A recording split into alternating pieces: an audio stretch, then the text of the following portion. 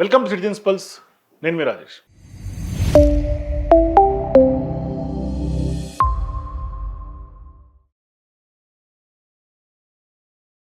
So పశ్చిమ బెంగాల్లో 5 రాష్ట్రాల ఎన్నికలతో పాటుగా మూసిన తర్వాత అనేక రాజకీయ పరిణామాలు చోటు చేసుకుంటూ ఉన్నాయి. ఒకటి బీజేపీ టీఎంసీ టార్గెట్గా, మమతా బెనర్జీ టార్గెట్గానే ఇవాళ అక్కడ రాజకీయాలు చేస్తూ ఉన్నాయి. అది దేశవ్యాప్తంగా చర్చనీయాంశంగా మారుతుంది. కాకపోతే ప్రధానంగా క్వశ్చన్ ఏంటంటే, పశ్చిమ బెంగాల్ రాజకీయాలను కేవలం ఎన్నికల ఫలితాలతోనే అర్థం చేసుకోవటం చాలా కష్టంగా మారుతుంది అనే చర్చ తెర మీదకి వస్తుంది. ఎందుకు అంటే అక్కడ రాజకీయాలు సహజంగా కులాలు, మతాలు, అభివృద్ధి, సంక్షేమ పథకాలు మాత్రమే కాదు, బెంగాల్లో అక్కడ ఉన్నటువంటి అస్మిత, ప్రాంతీయ గర్వం, ఢిల్లీకి వ్యతిరేకంగా రాష్ట్ర హక్కులకు సంబంధించినటువంటి పోరాటం, స్ట్రీట్ ఫైట్స్ చరిత్రలో ముడిపడి ఉన్నాయి ఇవన్నీ కూడా. అందుకే ఒక ప్రశ్న ఇప్పుడు జాతీయ రాజకీయాల్లో వినిపిస్తోంది. ఏంటి ఆ ప్రశ్న అంటే, బీజేపీ గత 10 ఏళ్లుగా అన్ని శక్తులను ఉపయోగించి తృణమూల్ కాంగ్రెస్ను బలహీనపరచడానికి ప్రయత్నిస్తోంది. అయినా మమతా బెనర్జీ ఎందుకు ఇంకా బెంగాల్ రాజకీయాల్లో ఆమె సెంట్రిక్గానే అక్కడ పాలిటిక్స్ నడుస్తున్నాయి అనే చర్చ. మరి నిజంగానే ఇవాళ అక్కడ మమతా బెనర్జీ ఓడిపోయిన తర్వాత, లేకుంటే అక్కడ చీలికలు ఏర్పడిన తర్వాత రాజకీయాలు జరుగుతున్నటువంటి విధానాలు చూస్తుంటే బీజేపీ ఎదిగింది, కానీ కొంత అధికారానికి ఇంకా దూరంగానే ఉంది అనే చర్చ జరుగుతోంది. ఎందుకు అంటే నిజం చెప్పాలంటే 2014కు ముందు బెంగాల్లో కొంత బీజేపీ అతి పెద్ద శక్తి కాదు, కానీ నరేంద్ర మోదీ నాయకత్వంతో పాటుగా పార్టీ ఓటు శాతం గణనీయంగా పెరిగింది. 2019 లోక్సభ ఎన్నికల్లో కూడా భారీ విజయాలు సాధించింది. 2021 అసెంబ్లీ ఎన్నికల్లో కూడా తృణమూల్కు ప్రత్యామ్నాయంగా ఎదిగింది. కానీ ఇక్కడే ఒక కీలకమైనటువంటి రాజకీయ వాస్తవం ఉంది. ఏంటంటే బీజేపీ ఓటర్లను కొంత పెంచుకుంది, కానీ బెంగాల్ యొక్క మనస్తత్వాన్ని పూర్తిగా ఆక్రమించలేకపోతోంది అనేది ఇవాళ జరుగుతున్నటువంటి చర్చ. ఎందుకు అంటే బెంగాల్ ప్రజలు జాతీయ నాయకుడిని గౌరవించినా తమ రాష్ట్రాన్ని నడిపించడానికి బెంగాల్ కూతురునే ఇష్టపడుతున్నారు అనేది వాస్తవం. మరి ఈ యొక్క భావోద్వేగమైనటువంటి ఎమోషనల్ పాలిటిక్స్ కొంత మమతకు చాలా తెలివిగా ఉపయోగించారు. ప్రతి ఎన్నికను ఆమె మమతా వర్సెస్ ఢిల్లీగానే మార్చినటువంటి పరిస్థితి కనిపిస్తుంది. మరి ఇక్కడ నిజంగానే బీజేపీ అతిపెద్ద సమస్య ఏంటంటే స్థానికంగా కరెక్ట్ ఫేస్ లేకపోవటం. బీజేపీ వద్ద కేంద్రంలో మోదీ ఉన్నారు, అమిత్ షాలు ఉన్నారు, భారీ అంటే అఫిషియల్ మెకానిజం అంతా ఉంది, భారీగా వనరులు ఉన్నాయి. కానీ బెంగాల్లో మమతకు సమానంగా ప్రజల్లోకి వెళ్ళగల గ్రామీణ స్థాయిలో గుర్తింపు ఉన్నటువంటి ఒక ఎమోషనల్గా కనెక్ట్ అయినటువంటి అనుబంధం ప్రజలతో కలిగినటువంటి ఒక నాయకుడు బీజేపీకి ఇంకా తయారు చేయలేకపోయారు అనేది ఇవాళ వస్తున్నటువంటి ఒక విమర్శ. కానీ సువేందు అధికారి బలమైనటువంటి నేతే కదా, కానీ ఆయన ప్రభావం కొన్ని ప్రాంతాలకు మాత్రమే పరిమితమైంది అనేది కూడా ఇవాళ విశ్లేషకులు చెప్తున్నటువంటి మాట.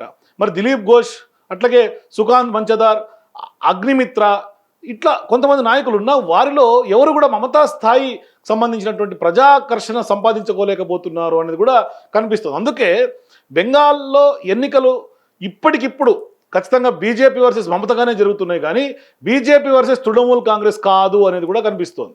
మరి నిజంగా ఇవాళ తృణమూల్ కాదు, మమతే అసలైనటువంటి బ్రాండ్గా ఇవాళ టీఎంసీ కనిపిస్తోంది. ఇక్కడ చాలామంది చేసే పొరపాటు ఏంటంటే తృణమూల్ కాంగ్రెస్ని ఒక సాధారణ రాజకీయ పార్టీగా చూస్తూ ఉన్నారు.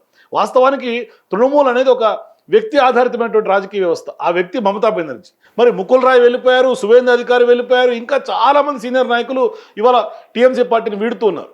కానీ ప్రతిసారి రాజకీయ విశ్లేషకులు తృణమూల్ కాంగ్రెస్ను బలహీన పడుతోందని అంచనా వేశారు, కానీ ఫలితాల్లో మమత మరింత బలం పెరిగింది, బలపడుతున్నారు అని చెప్తుంది. దానికి కారణం క్యాడర్ కాదు, నాయకులు కాదు, ప్రజల్లో మమతకు ఉన్నటువంటి పర్సనల్ ఇమేజ్.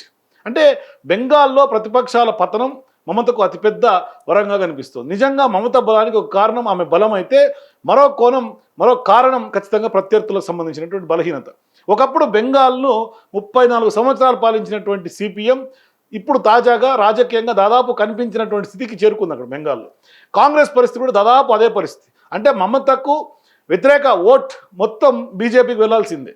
ఇది బీజేపీకి లాభమైనప్పటికీ మరోవైపు మమతకు కూడా లాభం. ఎందుకు అంటే పోటీ రెండు వైపులా కేంద్రీకృతం అయితే ఎన్నికను వ్యక్తిగత నాయకత్వ పోరాటంగా కనుక మార్చడం చాలా సులువు అవుతుంది.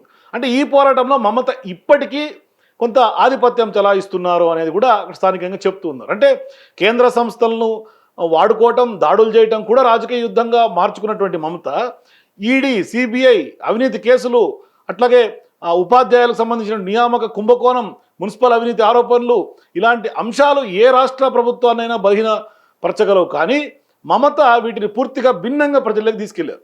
బెంగాల్పై ఢిల్లీ దాడి అనే కోణంలోకి తీసుకెళ్లారు.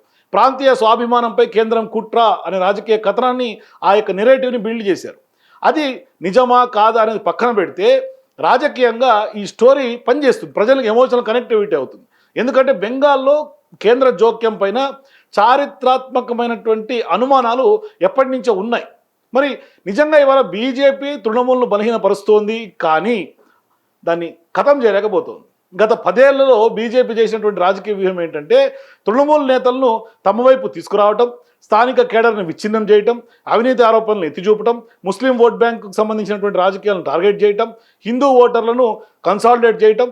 ఈ వ్యూహాలు కొంతవరకు ఫలించవచ్చు, కానీ ఒక విషయం మాత్రం జరగలేదు. మమతకు ప్రత్యామ్నాయం సృష్టించుకోలేకపోయారు వెస్ట్ బెంగాల్లో బీజేపీకి సంబంధించినటువంటి నాయకత్వం. రాజకీయాల్లో అధికార వ్యతిరేకత ఒక్కటే సరిపోదు, నిజంగా ప్రజలకు ఎవరు అనే ప్రశ్నకు సమాధానం కూడా కావాలి. ఈ సమాధానం బెంగాల్లో ఇంకా పూర్తిగా కొంత దానికి అక్కడ ఎవరు కూడా తయారవ్వలేదు. అసలు ప్రశ్న ఏంటంటే మమత తర్వాత ఎవరు అనేది ఇప్పుడు అసలైనటువంటి ప్రశ్న. ఇక్కడే తృణమూల్కు అసలైనటువంటి ప్రమాదం దాగి ఉంది. ఈరోజు మమత బలంగా ఉన్నారు, కానీ తృణమూల్ బలం మొత్తం ఒక వ్యక్తిపైన ఆధారపడటం భవిష్యత్తులో వాస్తవానికి ప్రమాదకరం. ఎందుకంటే అభిషేక్ బెనర్జీ వారసుడిగా ఎదుగుతున్నా మమత స్థాయిలో ప్రజలతో అంత ఎమోషనల్గా బాండింగ్ ఏర్పరచుకున్నారా అంటే అది క్లారిటీ లేదు.